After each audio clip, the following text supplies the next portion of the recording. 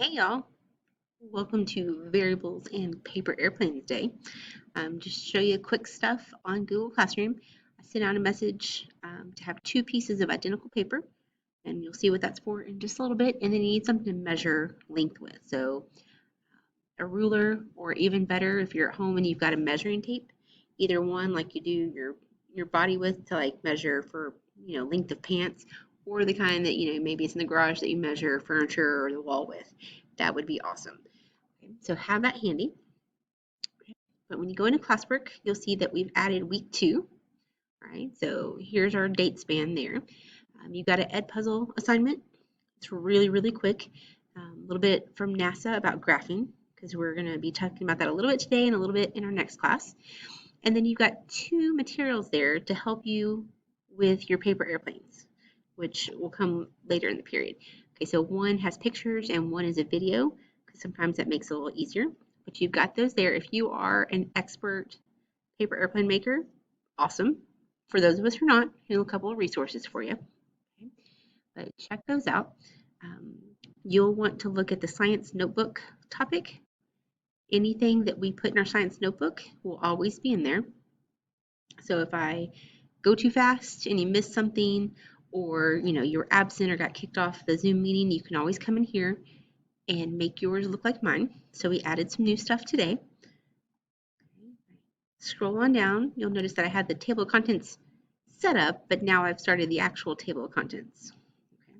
So you should have, by the end of this class, quote, you'll have 3 things entered on your table of contents. So scrolling down, the new stuff for today are these variables notes. So in science, there's 3 variables during an investigation. Okay, and that word variable, you should recognize at the very beginning, that word part means change, like variety. Like you like variety in what you eat. Like everybody loves pizza, but if you ate pizza every meal of every day, that would grow old. You like variety in your food. Okay, so in a science experiment, we have 3 types of variables. Okay, you'll see on here the independent, the dependent, and the independent and the dependent, and then the constants. So in every good science investigation, you're going to have these because you want to isolate one and only one thing to change at a time, so that you can figure out exactly what's causing the difference. Okay, so these will copy into your science notebook.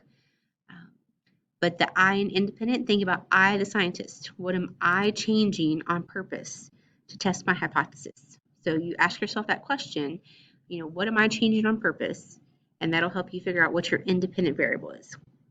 And we're going to graph that on the x-axis. So when we talk about graphing in the future, you'll already know this. And I know you've covered it a little bit already in math class.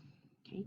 The dependent variable depends on the independent. And notice they have a name next to it. So independent can be manipulated, dependent can be responding. That's just a synonym. Some people call them those. It's like saying, a soda is a carbonated beverage, or if you're up north, it's called a pop. It is the same thing, right? They're just synonyms. But they'll come in pairs, either independent and dependent, or manipulated and responding. Okay? And that one's going to go on the y-axis. But this is what goes in your data chart. This is what you're measuring. Okay, this is the thing that's responding to the thing you changed on purpose. Okay, you'll notice off to the side that we abbreviate them, because writing dependent variable, 1 takes a lot of time, and then 2 uses up ink, right? So quick and fast, we just abbreviate IV, DV, and C. Okay, so we've got my independent, my dependent, but then almost maybe more important are the constants. Okay, so these are the things that are going to be exactly the same in every investigation you run, okay, in every test or every trial of that investigation. You want to keep everything identical except the one thing you're changing. All right, so if you take something like super generic, but something you can imagine, like which brand of paper towels absorbs the most water, right? Something simple you could do at home. The independent variable, the thing I'm changing on purpose, is the brand of paper towels. Maybe I've got the HEB brand and Bounty and Brawny and the Costco brand. Okay, so I'm intentionally choosing to change the type of paper towel.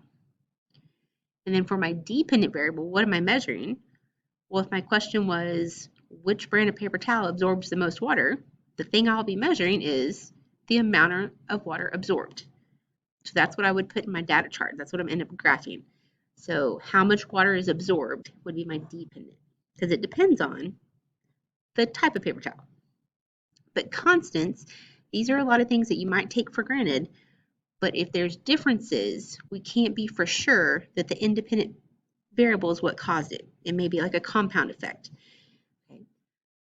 So in this scenario, you don't want one kid to use one sheet of paper towel and another kid to use the entire roll.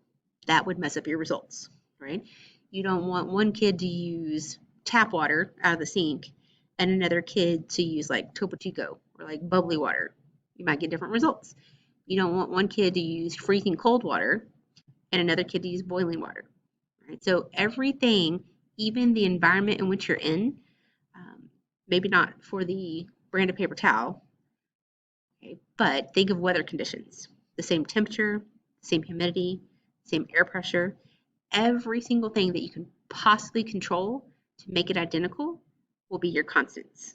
And the more control you have over that, the better the reliability of your results will be.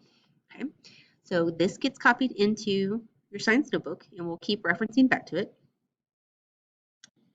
And then we went ahead and set up our paper airplane investigation.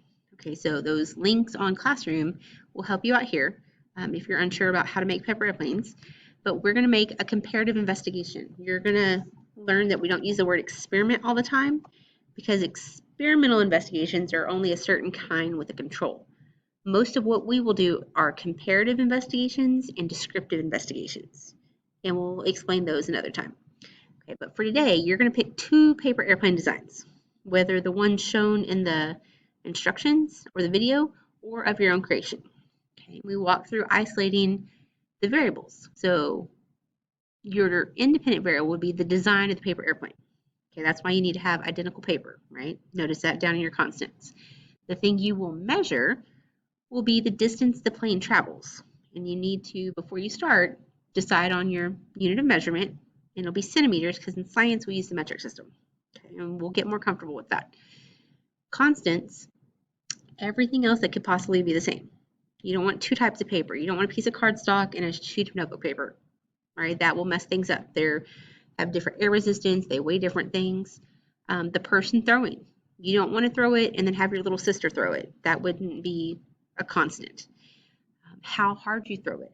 Okay, you don't want to like super force one and then dink, barely throw the second one.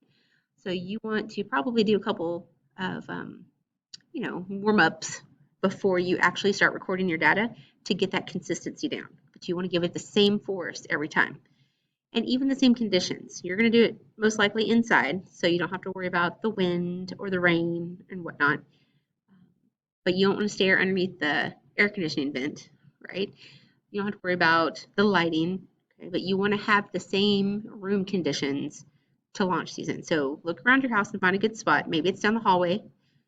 Maybe it's in a wide open room that you're going to launch them. Okay, and then you're going to create this data chart. Notice we have 3 trials, right? Because we don't want to just once. We want to make sure we can repeat our results. And then you've got plane 1 and plane 2.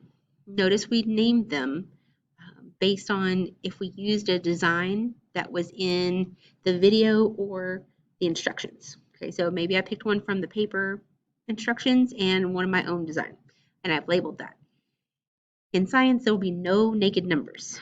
So he, she said naked. Yes, no naked numbers. Every number has to have a unit. If you write a number with no unit in science class, it's meaningless. Like if you write the number 42, I don't know if you mean 42 puppies or 42 pennies or 42, Pop-Tarts. I don't know unless you tell me. So notice how we put centimeter up in the title so that I don't have to write it next to every number, because if it's in the title on your data chart, you're good. Okay. You're going to total up the distance, so add trial 1, 2, and 3 for plane 1 as well as plane 2. And then we're going to calculate the average or the mean. Okay. So sometimes in science we will tackle a math concept before you tackle that concept in your actual math class. So just kind of roll with this. Maybe you've done this before and you're comfortable with it, but you're going to take that total distance divided by how many of them there were. So your total distance divided by 3 will give you your average. So on average, that plane flew however many centimeters. Okay? So this data chart, you should do all your trials and fill out the data chart before you come to class next. Okay? And we'll be discussing some of our results. So you will make your 2 planes, fly them, record your data, and complete the Edpuzzle that has to do with NASA and graphing before next class. As always, you can come to tutoring at 2, or you can send me a message or an email. Okay, let me know how I can help.